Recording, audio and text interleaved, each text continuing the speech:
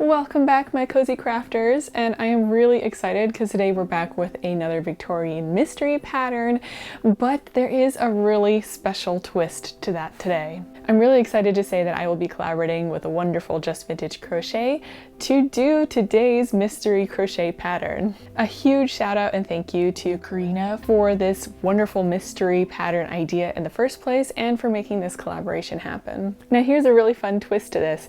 Nutella here is going to be choosing a pattern for Karina to crochet, and Karina has chosen a pattern for me to crochet. Isn't that fun? I love that idea. Let's talk really quickly about the books that I went through to choose a pattern. I have a collection of Weldon's Practical Needlework books, which were published in the 1880s and 1890s in the UK, and they are chock full of amazing designs for all kinds of crafts, knitting, crochet, all the way to like metalworking. So I browsed through all the editions that I have to find ones that I thought would be fun to make and maybe just a hint unique. I went back to Nutella's favorite treats and I chose 3 of them because I found 3 patterns and I let Nutella choose the design.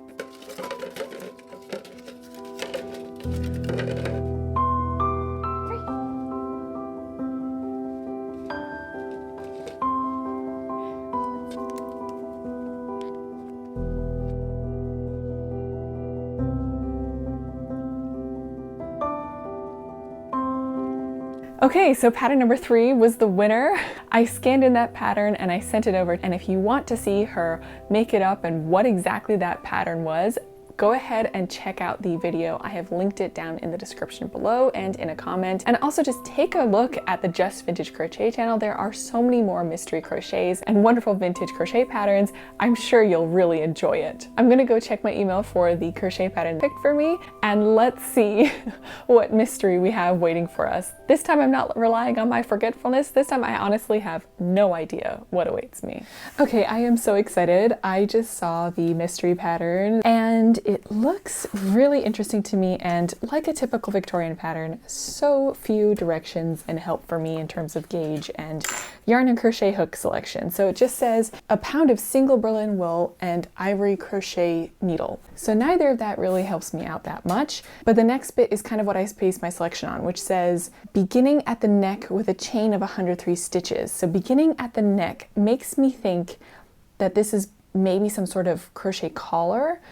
Although typically that would be made out of like crochet cotton and not Berlin wool, but in any case, I decided to go with a lace weight yarn. So this is gloss lace weight yarn from Knit Picks. I'll leave a link in the description down below if you're interested. This is from my stash, so this is the only color that I had available. So that's, I guess, what we're making today. This kind of light gray. And then based on lace weight yarns, some resources online I saw said 1.4 to 1.6 millimeter crochet hook. So I have a 1.6 millimeter crochet hook, and I'm hoping we want 103 stitches to go around the neck. That's why I went with a lace weight yarn.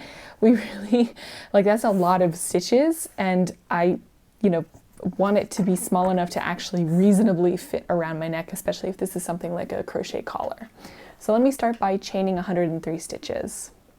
All right, this is a chain of 103 stitches of this wool with a 1.6 millimeter needle, but I am a little worried, and let me show you why.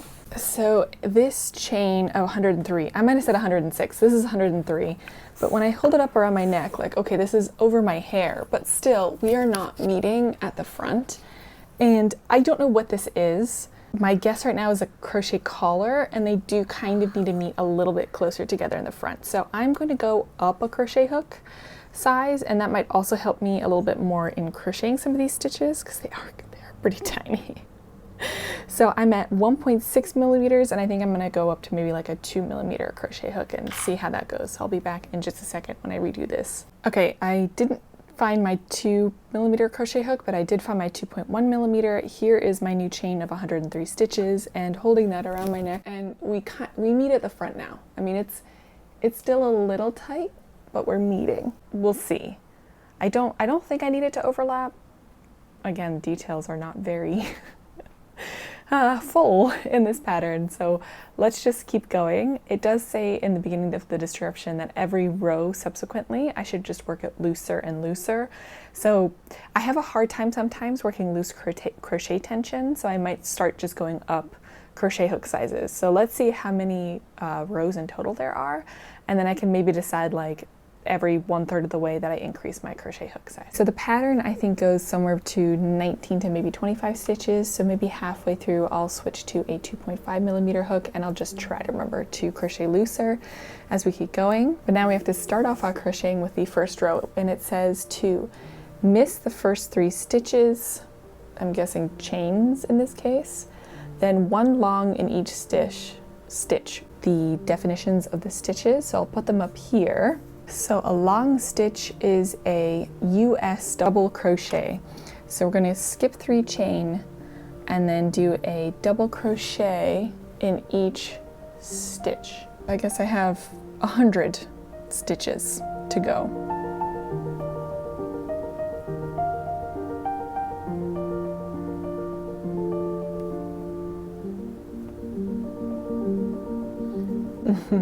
I've done 4 double crochets now. So I'm just going to go ahead and do the rest of the chain in 2 double crochets, and I'll see you in just a moment. I finished the stitches, so the double crochets all along the cast on edge or my cast on chain, and it is time, well, I guess it's not really cast on for crochet. Sorry, I'm just so used to the knitting terms. Anyway, we're down to round number 2, and this is, I think, where we're going to start getting into some interesting interpretations.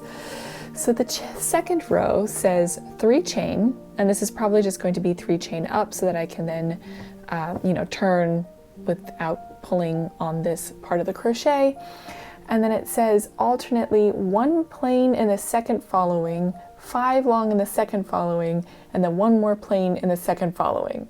So that's a bit confusing. When it says following second, it means every other stitch. So to skip 1 and do it every other one, I am tempted to do the math to see if that repeat of 6 works, but to be honest, sometimes it's just nice to crochet and see what we end up with. So let's just try it. And here we go. So we're going to start with a 3 chain. 1, 2, 3. And then it says 3 chain, 1 plain in the second following stitch. So this is the first stitch, second stitch. So 1 plain, I'm going to say that's a single crochet. So a single crochet, 5 long in the second following. So that's going to be 5 double crochet, not in this one, but in this one. So here we have 1, whoops, 2, 3, 4, and 5. So this looks kind of like a scallop to me. 1 more plain in the second following. 1 more plain in the second following. So here we go, 1 plain in here.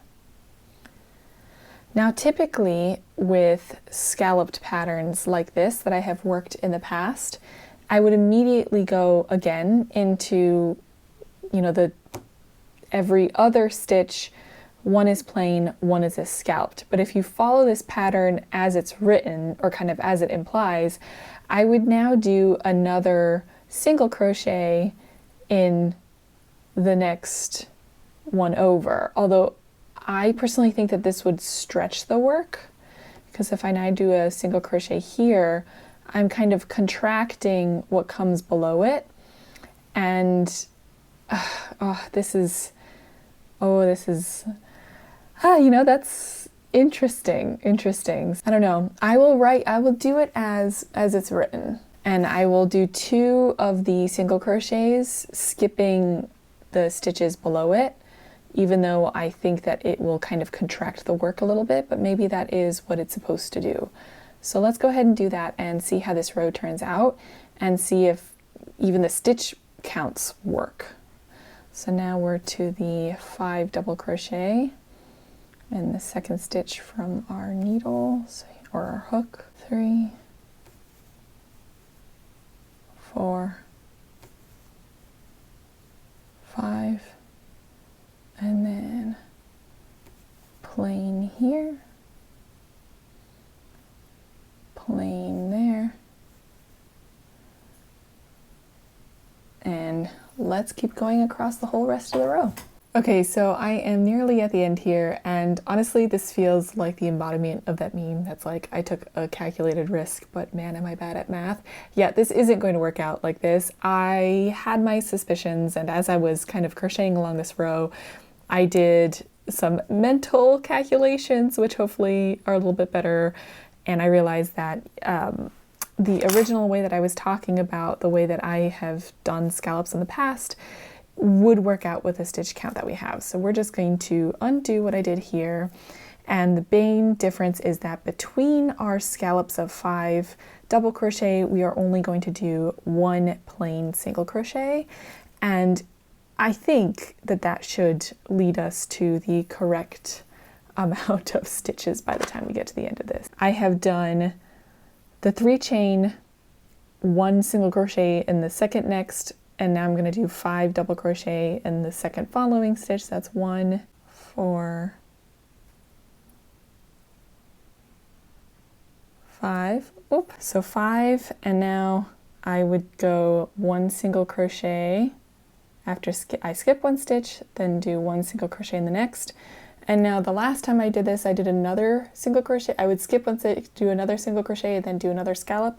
But now I'm going to go straight into the scallop. So we're going to skip 1 stitch and then do 5 double crochet in the next one. So that's 1 and 4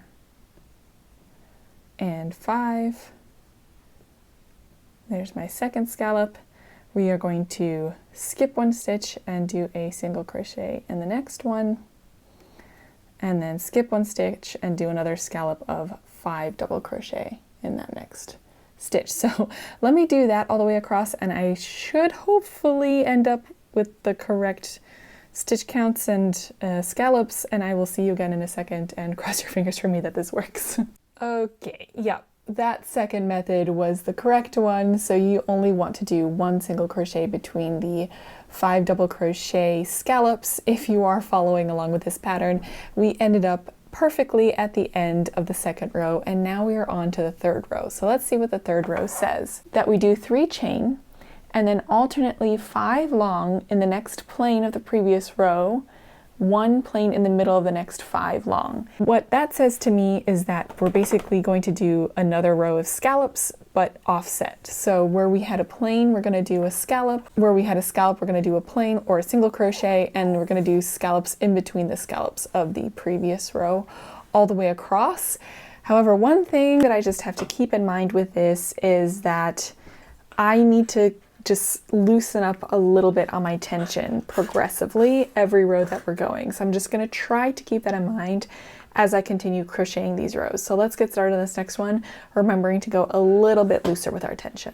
Third row, we do 3 chain, 1, 2, 3, 5 long in the next plain, and 1 plain in the middle of the 5. So we're just going to do 5 double crochet here, although I kind of want to do 4, but let's see.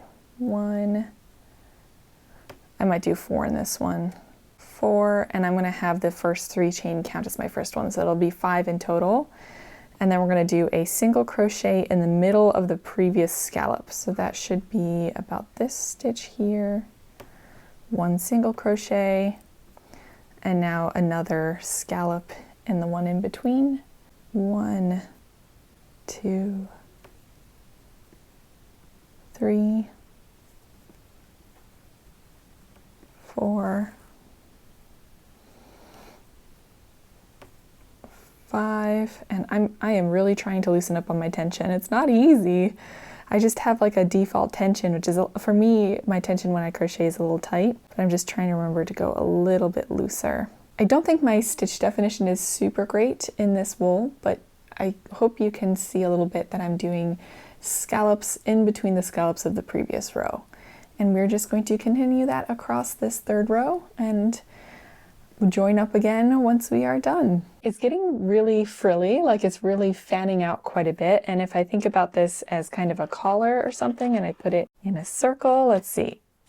Yeah, it's working. It would work quite well as a collar, but it would give you just a bit of a frill on the outsides with the way that it's constructed. So the next bit of the pattern, that the 4th to 7th rows are like the 3rd. So we're just going to keep on doing more scallops that are offset But just keeping in mind, so we ended with a scallop. So when we go to the 4th row, we're going to do just like the 3rd row. So we're going to chain 1, 2, 3.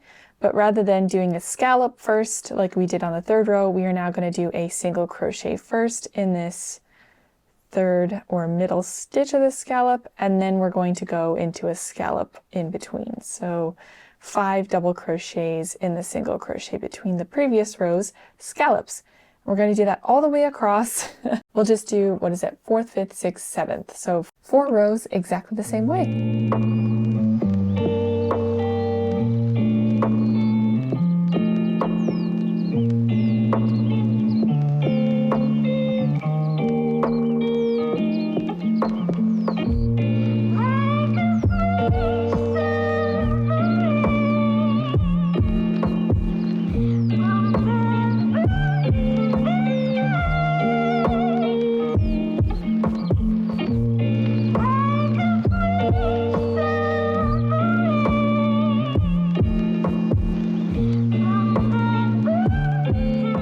Done with the 7th row, which is just like the other ones before it. So let's move on to row number 8. Alternately 1 plain in the middle of the 5 long of the previous row, 7 double in the next plain. And 9th to 13th are going to be like the last. So we're going, it's the exact same pattern as we have been doing, but we're going from a scallop of 5 double crochet to 7 double crochet. Wait, it says 7 double rather than long. So is that a different stitch? According to the translation of stitches that I got, a double is a US single crochet. Interesting. Okay, so we're going to do 7 single crochet. The other thing that I'm going to do is I'm at a 2.1 millimeter needle, and we're going to go up, or sorry, crochet hook. And I'm going to go up to my 2.5 millimeter hook here. What do we do first? 3 chain. So 1, 2, 3. And then alternately 1 plain in the middle of a 5. So here we go, 1 plain in this scallop. It's interesting that they call a plain and a double somewhat differently. I wonder if a plain is more like a slip stitch. I'm just going to keep it as a single crochet. And now we're going to do 7 double, which is a US single crochet in here. So that's 1, oop, I have to remember, 2, 3, 4, 5, 6, 7, a single crochet here, although looking at it again, it might in the future, like if I were to do this again, or maybe one of you all are trying this out, maybe this is a slip stitch instead of a single crochet. So let's keep on going all the way across the row like this. The 8th row is done, and I think you can see a little bit of a difference in terms of just the openness of the middle of these scallops versus the rows below it. And now it says for the 9th to the 13th row, it'll be exactly the same. So the next 4 rows will be exactly like this last one. So rather than having you watch me crochet all of that, let's go ahead and skip forward to when those next 4 rows are complete. Alrighty, so I am done with the 13th row, and this is kind of what it looks like. I think that it would do better with some blocking. It is really scrunched up at the moment, but I think if it blocked some, you could see a little bit more of those scallop and different scallop patterns. I think that looks really nice.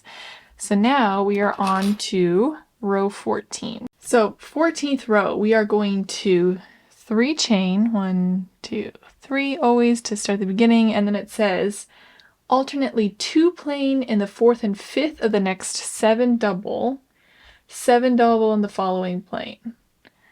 Okay, so it sounds very similar to what we were just doing, except for rather than just 1 plain in each 7, we do 2. So on the 4th and the 5th. So let's see. We go 1, 2, 3. So on the 4th, we do a plain. And on the 5th, we do a plain. And then in the plain in between, we do 7. 1, 6, and 7. Now again, we come to the previous 7 double, or in US single crochet, and we're going to do the 4th and 5th, we'll do a single crochet. So 1, 2, 3, 4, and 5. And we're going to do that all the way across for the 14th row. And I'll see you back here. The sun has set, so it's a bit darker for us now, but hopefully you can still see this all right. I have just completed the 14th row, yes. So now we are on to the 15th. This is kind of what it looks like. We have 2 plain stitches between our little, oh, here we go. We have 2 plain stitches between our little loops that we've created. And next we have the 15th row, which states, again, as usual, we start with a 3 chain, and then alternately we do 2 plain in the 4th and 5th and the next 7 double. So this is very similar to our last row. And then it says 8 double in the next 2 plain. When I read this, I was kind of wondering, do I split the 8 between the 2 plains, so 4 in each? But I feel like it would have stated that a little bit more clearly. So I'm gonna go with doing 8 in, oh, sorry, my camera struggles in the lower light. I'm going to do 8 in each of these, and hopefully we'll get enough room. I've noticed that when I do just the forward or top loop of the crochet stitch in the row before, I get a little bit more room for the loops to spread out, so I will definitely be doing that on this row back. As usual, we will start with a chain 3. 1, 2, 3, and now we are going to do the same as we did before, which is 2 plain in the 4th and 5th, so 4 and the 5th, 1 more single crochet in that one, and now here comes where it's slightly different. We are going to do 8 single crochets in each one of the next 2 plain stitches, or single crochets of the last row. So here we go. 1, 2, 7, 8. Ooh, okay. And then 8 again in the one directly next to it. So this is going to be a little tight. 6, 7, and 8. And now we start over from the beginning directions, which is a single crochet in the 5th and 6th. So this is a little tighter, but I feel like, especially once I block it, you'll get those little, I mean, that's kind of cute. It almost looks like bunny ears. Do you see that? I think that's kind of sweet. So I think that that is how that's going to work out. So I'm going to do that all the way across this row, and I will check back in with you very soon. I'm partway through this row, and I'm starting to think that they did mean to do 8 in total over the 2 plains, so 4 in each, because this is just looking a little too crowded. And I read ahead a little bit, and it said that the next 3 rows are to be done exactly the same way, which means they were just going to get so much bunched up. And it does say to alternate between the plain and the 8, which wouldn't really be the case with the way that I've done it now. So I am going to unravel this, and here is how I'm going to do it instead. Okay, so we're back at the chain 3. Now we're going to do the same thing as before. We're going to do 1 single crochet in the 4th, 1 single crochet in the 5th. Okay, there we go. And then it says to do 8 of the double, which is the US single crochet over the 2 plains. I'm going to do 4 in each of these. So 1, 4 in the first one, 4. So now we've done 8 over those 2, and that looks a bit better to me, not quite as crowded. And now we do the same thing where we go into the 4th and 5th with a single crochet. So 1, 2, 3, the 4th as well as the 5th. From reading ahead in the instructions a little bit, I'm going to treat these 4 in each as 8 total, and I'll work it as that in the future rows. I think that makes a little bit more sense. So I'm going to continue like this across the row, and I will meet you there. Okay, I think that was the right call. This latest row, which is row 15, looks quite good. And now the instructions say that rows 16 to 19 is like the last. The only thing is that the last row was built upon one that had 7 and not 8 split across 2, so it is slightly different, but I think we can still make it work. I ended my last row with 2 plain, so once again I'm going to do 8 plain or single crochet spread across these 2. I'm going to try my best here with a focus, but I'm so sorry everyone. My camera really doesn't like this low light. And now we're going to do a single crochet in the 4th and 5th loop. So 1, 2, 3, 4. So basically it's the last one of the first group of 4 and the first one of the second group of 4. We're going to do a single crochet in each one of those. Then we're going to go over to the next 2 plain that are in between. And we're going to do 4 in each of those. And I'm going to do that all the way across the row. And I'm going to see if I can find some more lights so you can see a little bit better what I'm working on as we keep going. So this is going to be for row 16, 17, 18, and then 19 has special instructions. But I will let you see what this looks like at row 16. Okay, I have finished the 18th row. I worked a little bit further than I said I would. Here is a little bit about what it looks like. I do think that this needs a thorough blocking. It's looking a little uneven, so I do think that a blocking would really help bring out the stitch definition. And now we're at the 19th row, which it does say is the same as what we were doing, but there is one difference. So far we've switched to 2 plain or single crochets between our scallops, and now we're going to be going up to 3 single crochet. Now we ended with a scallop, so we're going to begin with 3 single crochet in these 8 single crochets. So we're going to go in the 4th, in the 5th, and in the 6th. And then we're going to do the same thing that we did before, which is in these 2 single crochets right here, we're going to put 4 single crochets in each. So we're going to do that all the way across row 19, and once again, I'll meet you back here. Row 19 is complete, and I'm really happy with how that turned out, but now we get to the next bit of the instructions, which, you know, really made me laugh because I did not read this part ahead, and it gives a lot of context to what I'm doing, and maybe you'll get a chuckle when I read it to you as well. So ready? Then follow 6 shortened rows, which make the cape fit better at the back. So I only have 6 rows left, but this is supposed to be a cape. I know I said that I'm going to block this, but there is absolutely no way in the world that any kind of blocking is going to save this as a cape for myself. Yep, here is the beginning of my cape. I feel very warm. The fun part about these patterns, usually when I look at an antique pattern, I mean, even with the title and with a picture sometimes of it, it can be a little bit cryptic as to what it means. And so usually I'll sit down and I'll read through an entire pattern from beginning to end.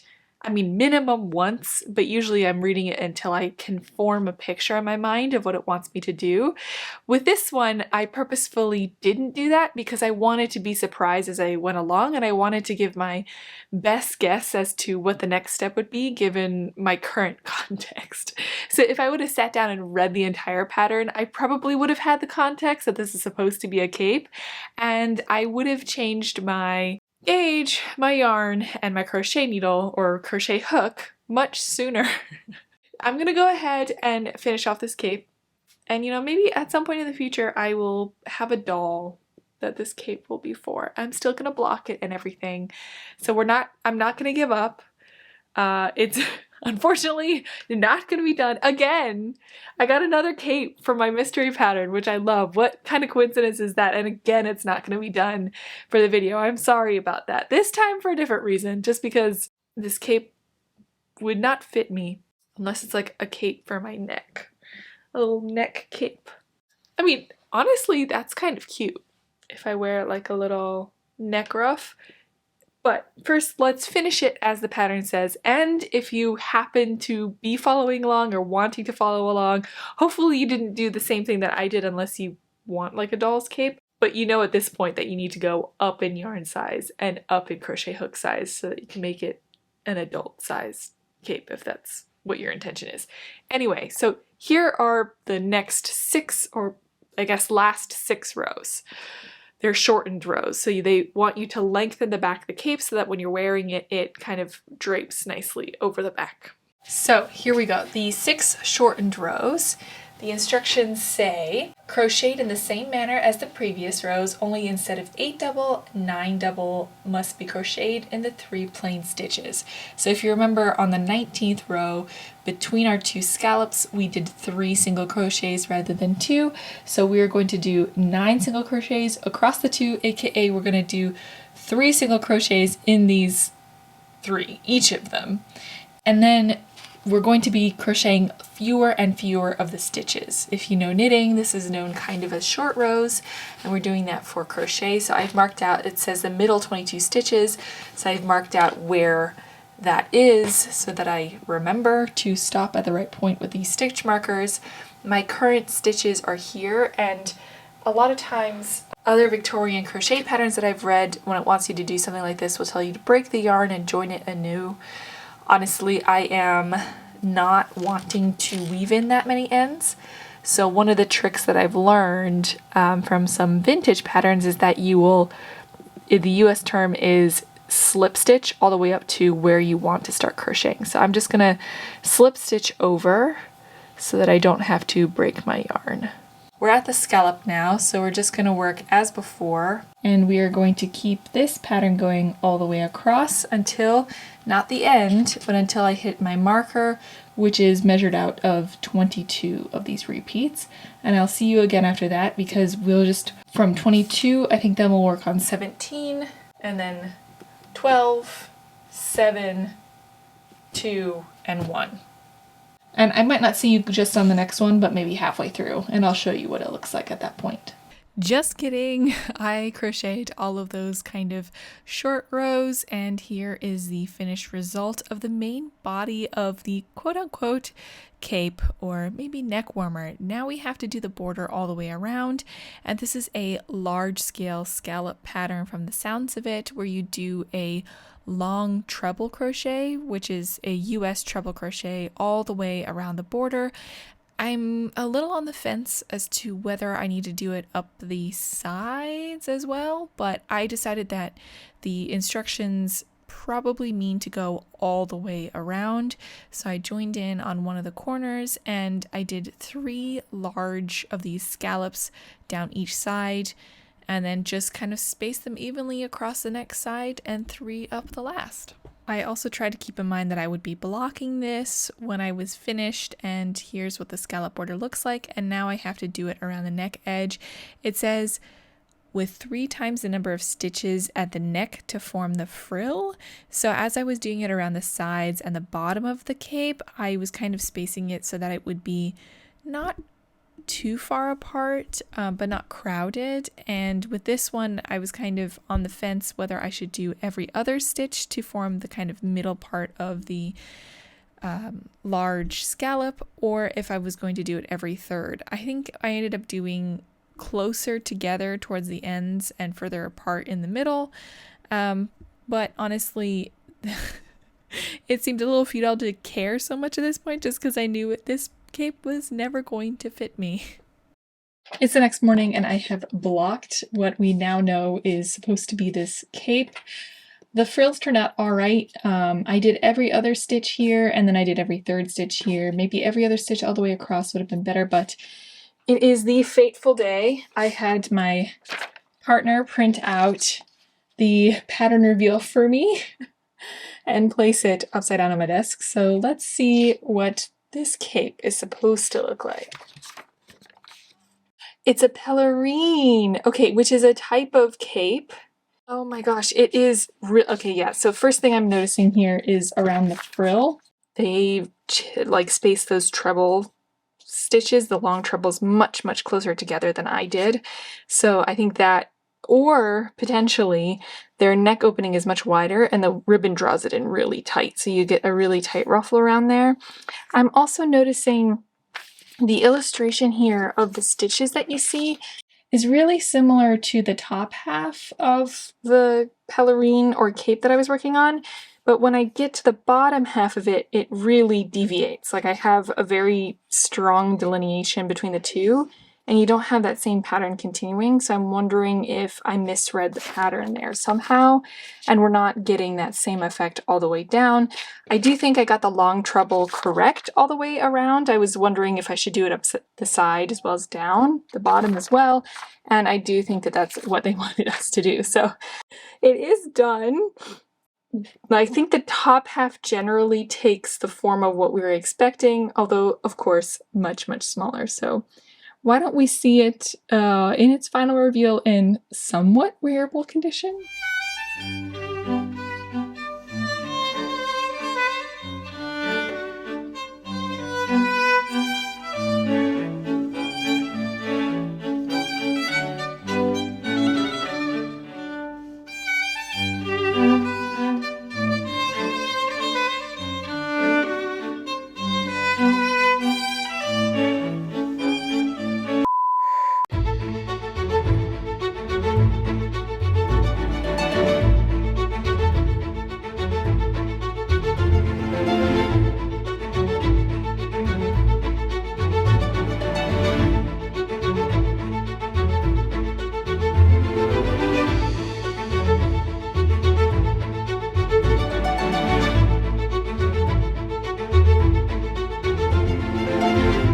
Although the cape does not fit me, I do think that Nutella wears it incredibly well, and she looks so cute in it. She doesn't seem to mind it at all, actually. Thank you so much to Karina for picking this pattern for me. I had so much fun making it up, even though I was unfortunately less than successful. This was such a fun idea, and remember to check out the pattern that I picked for her on her channel, Just Vintage Crochet, which will be linked below. I'll see you all again very, very soon. Bye!